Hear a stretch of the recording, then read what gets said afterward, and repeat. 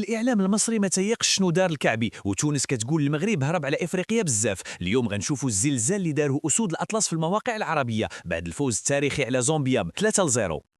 الإعلام العربي وخصوصا في مصر وتونس ركزوا بزاف على الهدف العالمي ديال أيوب الكعبي. كلشي كيعاود اللقطة ديال السيزو وكيقولوا باللي هذا البيت هو أحسن هدف في الدورة لحد الآن. الصحافة الخليجية وصفات الهجوم المغربي بكلمة واحدة، هي المرعب، وقالت باللي ملي كيكون الكعبي وابراهيم دياس في نهارهم صعيب بزاف شي دفاع يوقفهم.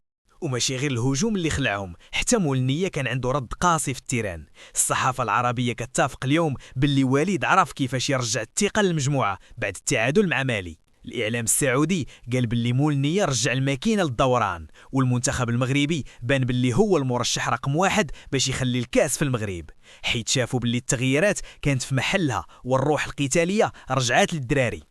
واللي زاد هبل القنوات العربية هو شنو وقع في المدرجات. قنوات كبار بحال بيان سبور وقنوات الكأس دوزوا تقارير كيمجدوا فيها الجمهور المغربي اللي ما سكتش 90 دقيقة. قالوا باللي الضغط الجماهيري هو السلاح السري اللي غيخلي الأسود يوصلوا للفينال، وباللي التنظيم في المغرب بين للعالم باللي إفريقيا تقدر تنظم بطولات بمواصفات عالمية. الخلاصة هي أن الإعلام العربي اليوم مقتنع باللي المغرب هو بعبع إفريقيا في هذه البطولة، والفوز على زامبيا كان رسالة قوية لكل المنافسين.